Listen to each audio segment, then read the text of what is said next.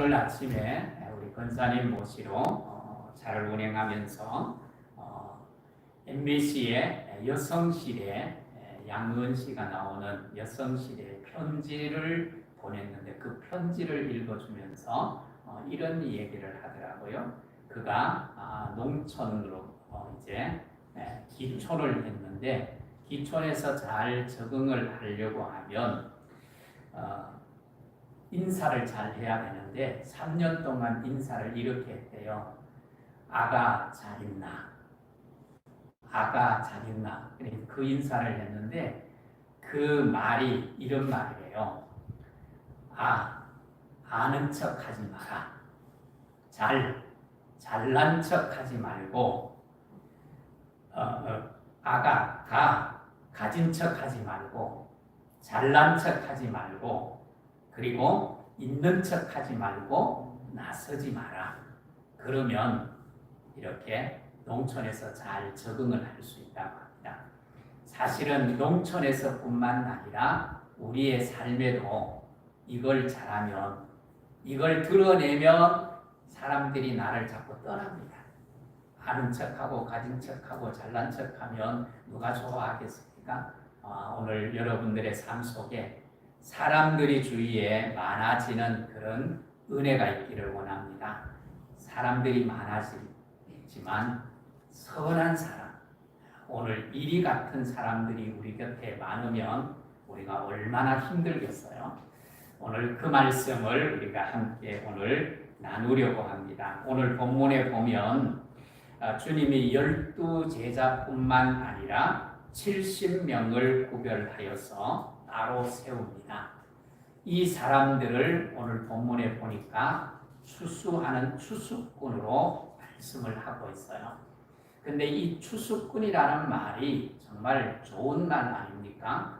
성경에 신천지, 계시록에 나오는 신천지, 또 이사야에 나오는 여호와의 증인, 이런 것들은 다 사명과 연관이 있는 중요한 말씀입니다.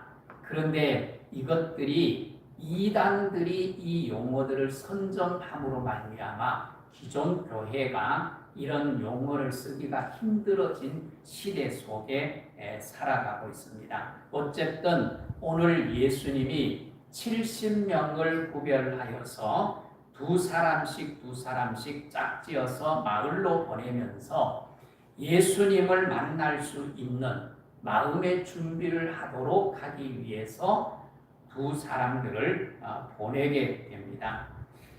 사실상 왜 주님이 이 한 사람씩 보내지 않고 두 사람을 보냈을까? 한 사람이 가면 사실상 힘들어요. 어려워요. 또 위험하기도 합니다. 왜냐하면 한 사람이 가서 전도를 하다가 지치면 누가 지지해 줄 사람도 도와줄 사람도 일으켜 줄 사람도 없기 때문에 그렇습니다. 그래서 주님은 혼자가 아니라 함께 가도록 두 사람씩 짝을 지어서 보냅니다. 전도서 4장 12절에 보면 한 사람이면 패하겠거니와 두 사람이면 맞설 수 있나니 세 겹줄은 쉽게 끊어지지 아니하느니라 그랬어요. 혼자이면 위험성을 그만큼 많이 안게 되는 것입니다. 내가 영적으로 힘들고 지치면 누군가가 내 옆에서 일으켜 세워주고 누군가가 지지해 줄 사람이 있으면 좋지 않겠어요? 그러면 다시 용기를 얻고 일어설 수 있는데 내가 엎어져 있는데 또 누군가가 내 위에 엎어져서 나를 힘들게 하는 사람들이 있지 않겠어요? 교회에서 이런저런 나는 힘들어. 이것 때문에 교회 생활이 힘들어. 옆에 사람이 그러는데 또 옆에 사람이 그래? 나도 지금 힘들어. 나 얼마나 힘든지 몰라. 그리고 그 앞에 또 덮어버리면 얼마나 두 사람이 같이 무너져서 일어날 수 없지 않겠어요? 그런데 한 사람이 넘어지면 힘들다, 어렵다, 고통스럽다. 그럴 때 너 참 힘들겠다. 너 정말 얼마나 힘들었니? 그렇게 견뎌온 것만 해도 참 소중하다. 그리고 일으켜 세워줄 수 있다면 다시 일어날 수 있지 않겠습니까?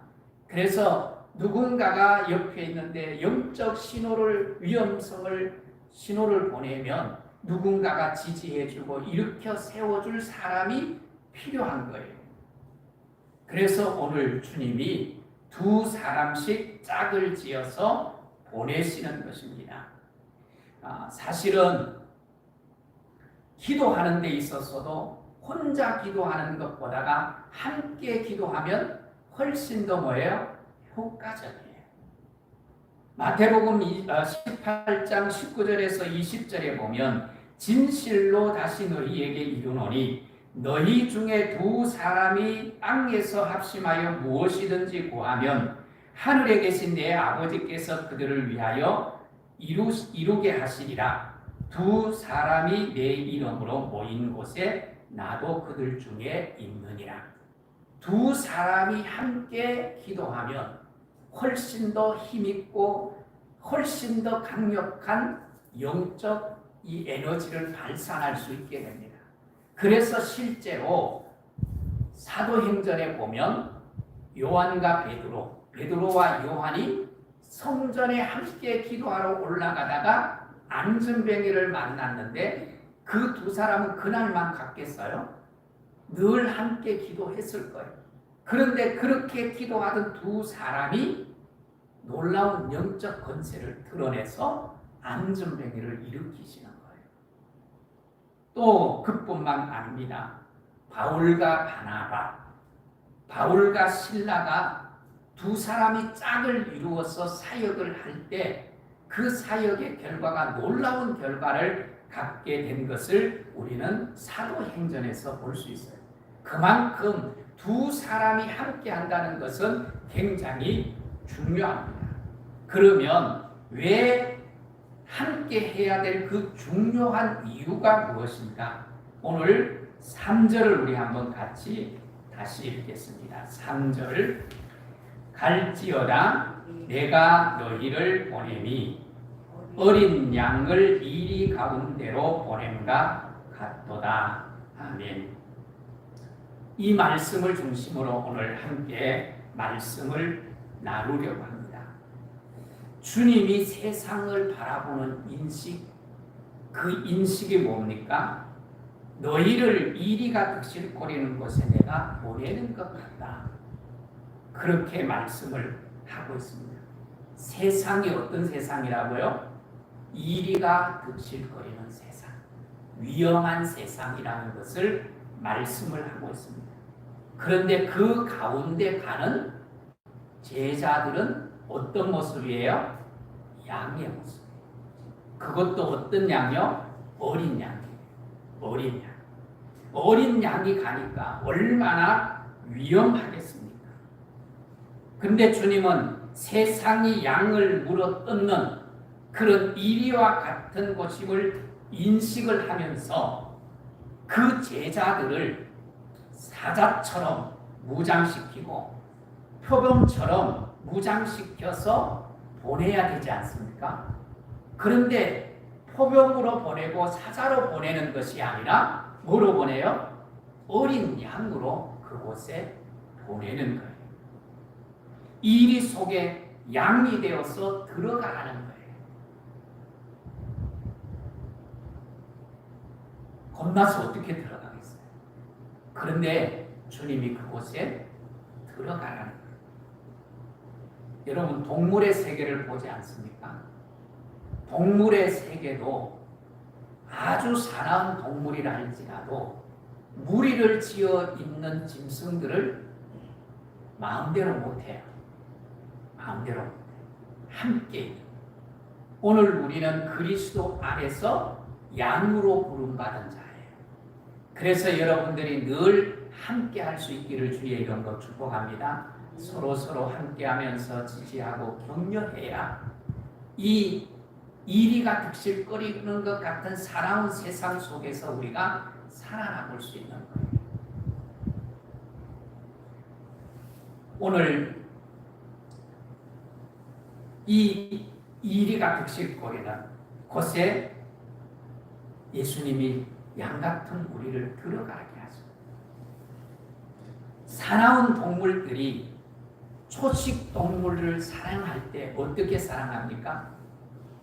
무리를 지어 있는 그 짐승들을 공격을 해서 어떻게 공격을 하는가 하면 그 무리에서부터 어떤 하나가 떨어지도록, 그리고 그 떨어진 양이나 아니면 다른 짐승들을 어떻게 해요? 그때 공격해서 잡아먹는. 이런 세상 속에 양으로 살아갈 때 혼자 살아가면 위험할 수밖에 없다는 거예요. 그래서 뭐예요? 주님은 두 사람씩 짝지어서 함께 가도록 하는 거예요.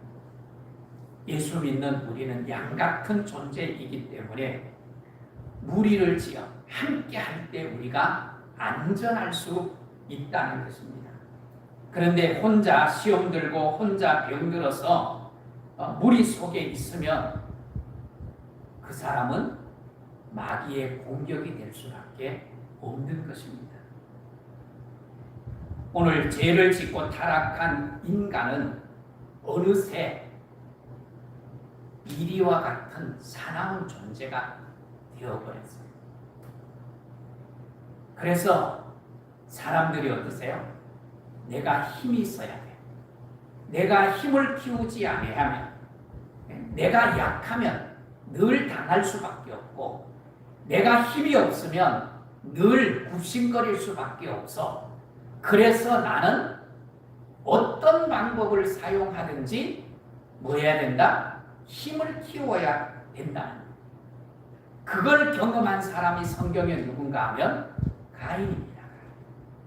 가인이 동생 아벨을 죽이고 나서 두려움이 생겼어요. 누군가가 나를 해칠 것 같아.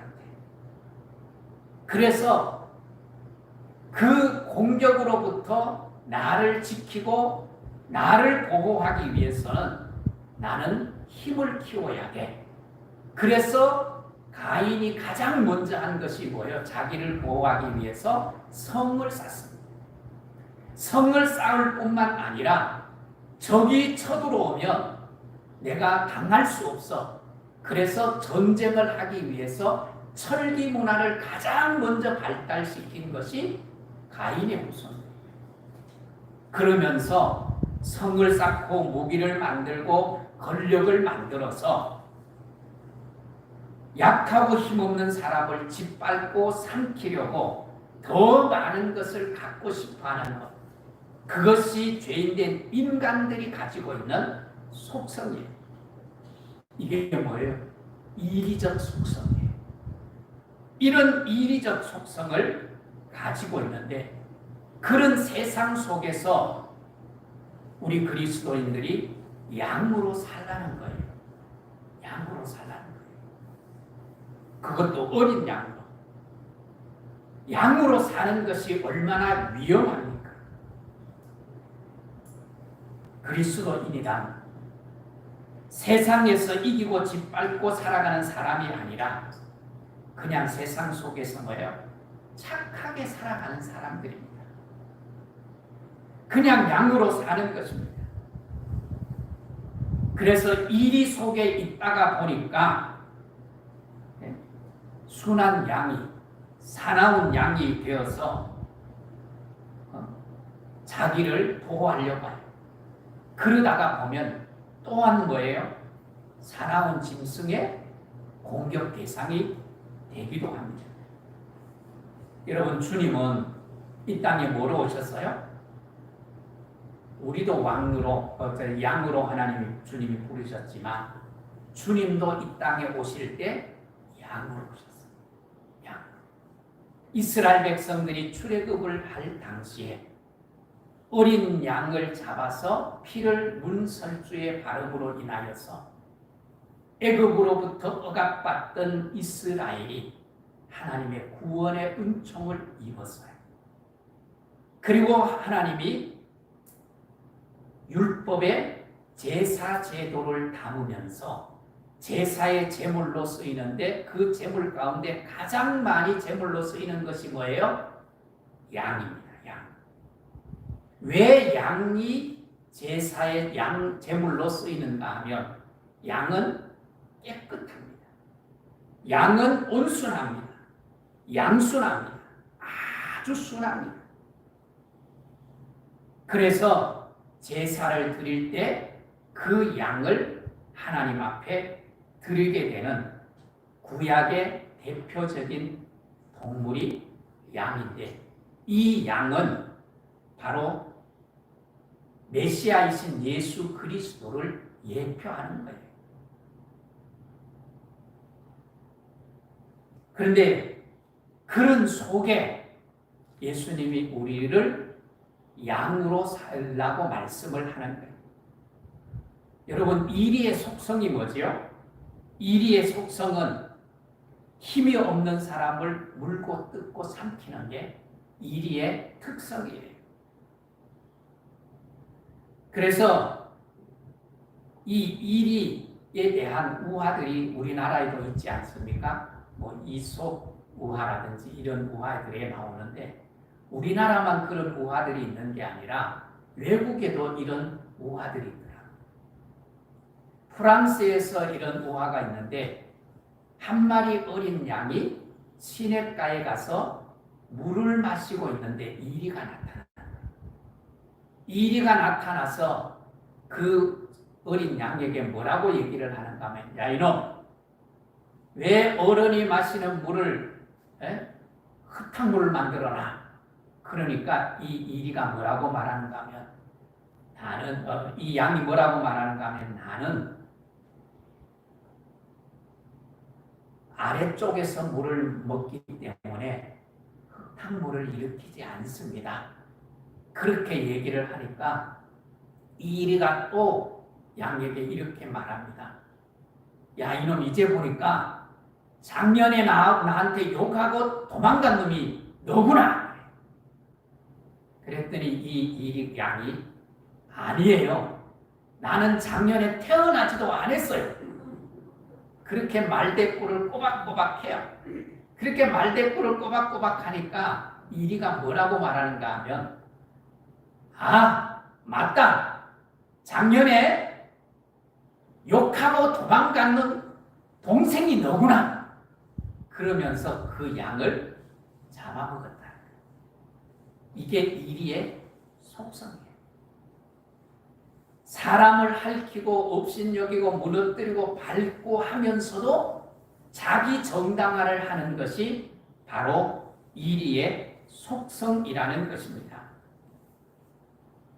오늘 그런 사나움이 있는 세상 속에 우리를 사자처럼 근육을 키우고 이빨도 날카롭게 갈고 발톱도 날카롭게 세워서 너 저 세상에 가서 저 이리 같은 인간들 너를 삼키고 너희들이 이겨라, 그렇게 말씀하지 아니하고 주님이 그런 이리 속에 우리가 들어가서 살라는 거예요. 여러분,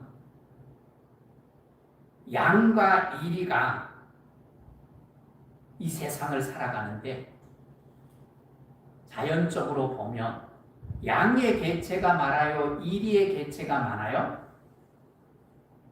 양의 개체가 훨씬 더 많습니다. 훨씬 더 많아요. 사납고 힘이 세고 덩치가 큰 그런 사나운 짐승들은 지금은 찾아보기 힘들어요. 자연 속에서. 겨우 어디서 볼 수 있어요? 동물원에 가야만 볼 수 있는 보호종이 되어버린 거예요. 그런데 양들은 사람에게 모든 것을 유익을 주기 때문에 사람은 양을 보호합니다. 그러다가 보니까 양이 개체수가 많아질 수밖에 없지 않습니까? 주님도 말씀을 하십니다. 마태복음 5장 5절에 온유한 자는 복이 있나니 저희가 뭐예요? 땅을 기업으로 받을 것이다. 그렇게 말씀합니다. 온유한 짐승도 땅에서 번성을 하지만 사나운 짐승은 점점 땅에서 사라지고 있어요. 자연 세계에서. 인간 세계에서도 역시 마찬가지입니다. 사나우면 이길 것 같고 짓밟고 삼키면 다 가질 것 같은데 결국은 온유한 자가 가지게 되고 온유한 자가 승리하게 되는 거예요. 온유가 무엇입니까? 온유는 내가 억울해서 소리 지르고 물어뜯고 핥히는 것이 온유가 아니라 억울해도 물어뜯고 삼킬 일은 누구에게 맡겨요? 하나님께 맡겨요. 하나님께 맡기고 나는 여전히 뭐예요? 의로움을 지키며 살아가는 거예요. 온유란 죄를 방관하는 것이 아니라 나의 의로움을 지키는 거예요. 그래서 사실은 온유는 힘이 없는 사람이 아니라 힘이 강한 사람. 나를 함키고 나를 삼키려고 하고 나와 함께 죄를 짓자고 하지만 그걸 당당히 맞서서 물리치고 나의 의로움, 그것을 지켜낼 수 있는 힘을 가진 자가 온유한 자예요. 심판이라든지 복수라든지 진노는 누구께 맡겨요? 다윗처럼 원수 갚는 것은 내게 있는 것이 아니라 누구께 있다? 하나님께 있다. 그러면서 하나님께 맡기고 다윗은 의로움을 지키는 거예요.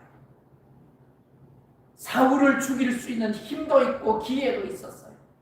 그런데 그는 온유함으로 무너지지 않고 자신을 지키고 그 모든 것을 하나님께 맡긴 거예요. 오늘 우리도 양으로 살아갈 수 있는 은혜가 있기를 주의 이름으로 축복합니다. 오늘 예수님을 만났는데 예수님을 만나서 양이 되었는데 그 양으로 살지 아니하고 오히려 사나운 이빨을 가지고 살아가는 자도 있어요. 그래서 교회 안에서 싸우기도 하고 다툼도 일으켜서 교회가 감당하지 못하는 일들도 생기게 마련입니다. 그것이 우리 인간이 가지고 있는 이리적 본성이에요. 본성. 그래서 오늘 우리가 양으로 산다. 온유함을 가지고 산다는 것은 발톱과 이빨을 가지고 물고 뜯고 싸우는 것이 아니라 용서하고 사랑하고 간용하면서 의롭게 사는 삶을 말하는 것입니다. 그리고 모든 것들은 다 하나님께 맡기는 거예요. 그런 건강한 삶이 우리 그리스도인의 건강한 삶이라는 것을 기억할 수 있기를 주의 이름으로 축복합니다. 현대의 많은 국가들은 대부분 뭐예요? 법치국가입니다. 법치국가. 법이 통하는 국가입니다. 그러나 법이 통하고 법이 잘 세워졌는 나라, 법이 강하면 강할수록 그런 사회 속에 뭐가 많다는 거예요? 이리 같은 존재들이 많다는 얘기. 그러다가 보니까 법이 점점 뭐예요? 강해지는 거예요. 옛날에 없어도 되었던 법이 다시 만들어져요. 왜? 사람들이 그렇게 점점 사나워지니까. 그래서 그 법이 양같이 순한 자들을 어떻게 해요? 국가가 보호해 주는 거예요.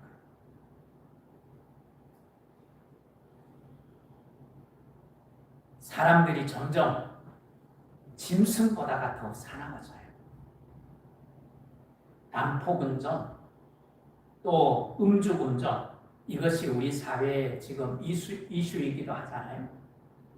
통계를 보니까 하루 평균 음주운전 사고가 66건, 그런 교통사고로 인해서 죽는 사람이 1.6명이 하루 평균 죽어간대요.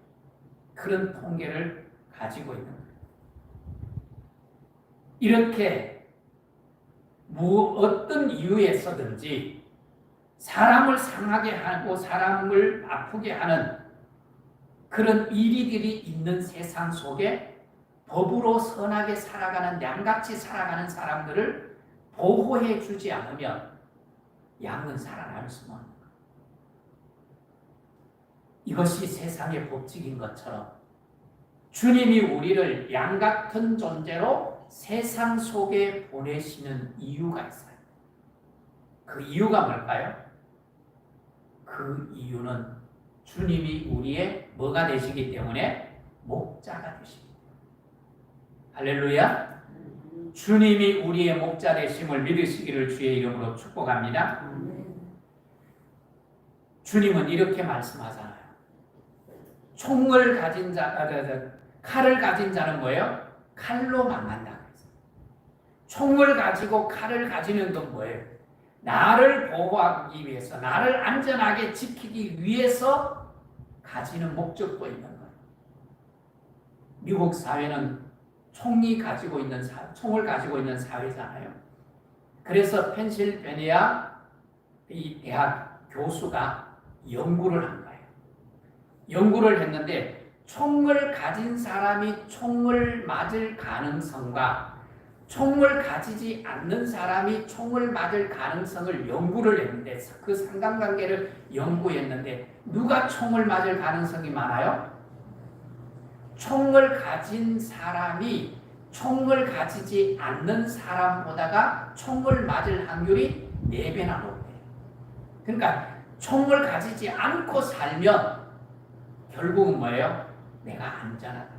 다른 말로 하면 내가 사납게 발톱으로 움켜잡고 핥히면 내가 사나워지면 나를 공격할 대상이 많아진다는 얘기예요. 내가 순해지면 착해지면 나를 공격할 대상이 뭐예요? 사라지게 된다. 그리고 우리의 보호자는 누가 된다? 주님, 하나님이 우리의 보호자가 되기 때문에 너희가 사나운 세상에 들어가서 살라는 거예요. 그러면서 오늘 4절을 한번 보십시오. 전대나 배낭이나 신발을 가지지 말며 길에서 아무에게도 문안하지 말며 그랬어요. 여러분 무슨 뜻입니까? 돈도 가지지 말래. 배낭에 아무것도 가지지 말래. 이건 무엇을 의미하는가 하면 보호자이신 목자이신 주님을 의지하라는 거예요. 돈을 목자로 삼지 말라는 거예요. 배낭 속에 가득 차 있는 그것을 가지고 이 정도면 내가 충분히 견딜 수 있어. 그렇게 착각하지 말라는 거예요. 그러면서 뭐예요? 그 일이 속에 들어가지만 나의 목자 되신 주님을 말하는 거예요. 의지하라. 그리고 여기 인사도 하지 말라는 의미는 무엇입니까? 사람에게 정말 인사하지 말라는 의미가 아니에요. 여러분 인사 잘하고 사십시오. 인사 잘하고 사십시오. 인사만 잘해도요 뼈대에 있는 집안의 자손이라는 얘기를 듣습니다. 제가 헬스장에 가서 어른들에게 무조건 인사를 했더니 어른이 한 분이 오셔서 저한테 손을 붙들고 고맙다고. 왜 그러냐 그랬더니 당신은 뼈대에 있는 집안의 자손 같다고. 이렇게 인사를 잘하면 여러분 이 말은 인사도 하지 말라는 것은 인사를 하지 말라는 것이 아니라 사람을 의지하지 말라는 얘기예요. 사람을 의지하지 말라. 인맥을 의지하지 말라는 거예요. 학연 지연들을 의지하지 말라는 거예요. 오늘 정말 우리를 안전하게 보호하실 분은 양인 우리를 안전하게 보호하실 분은 목자이신 예수 그리스도밖에 없는 줄 믿습니다. 그러기 때문에 그 주님을 의지하고 살아가야 하는 것입니다. 오늘 우리가 살아가면서 끝까지 여러분 양으로 살기를 주의 이름으로 축복합니다. 그렇게 살면 안전이죠. 내가 사나워지면 법도 나를 보호해 주지 않습니다. 내가 사나워지면 나를 공격할 사람만 많이 키우게 돼요. 그러기 때문에 그런 세상인 줄 알기 때문에 예수님이 우리를 양으로 부르셨고 그런 세상 속에 들어가면서 나 혼자 가면 위험하니까 함께 가도록 했어요. 그러므로 내 옆에 있는 믿음의 동역자들을 귀하게 여기십시오. 함께 하십시오. 같이 가십시오. 그리고 넘어지면, 낙심하면 서로 격려하고 지지하고 세워주십시오. 그리고 그 세상 속에서 양같이 순하게 살고 핥히고 물어뜯고 나를 무너뜨리려고 할 때 내 자신이 무너지는 것이 아니라 여전히 의를 지키면서 그 모든 것을 하나님께 맡기고 목자 되신 하나님이 원수를 갚으시든지 처리를 하시든지 하나님께 맡기고 양으로 살면 안전해진다는 것입니다. 진정으로 주님은 우리를 그리스도의 목장 그 목장에 우리를 어떻게 해요? 보호하시는 주님이세요. 그 안에서 참된 사랑을 받는 양, 그런 양으로서 오늘 세상을 기쁘게 살아가고 즐겁게 살면서 믿음 안에 살아가면 결국은 땅을 차지하게 돼요. 결국은 승리하게 돼요. 결국은 이기게 되는 거예요. 사나운 사람이 이길 것 같고 권력을 가진 자가 힘을 가진 자가 이길 것 같은데 그렇지 않다는 것이 주님이 가르쳐 주신 말씀입니다. 오늘 주님의 양으로 선하고 착하게 사는 은혜가 있기를 주의 이름으로 축복합니다. 그러면 하나님이 보호하시고 지키시고 승리케 하시는 그 은혜를 맛보게 되기를 주의 이름으로 축복합니다.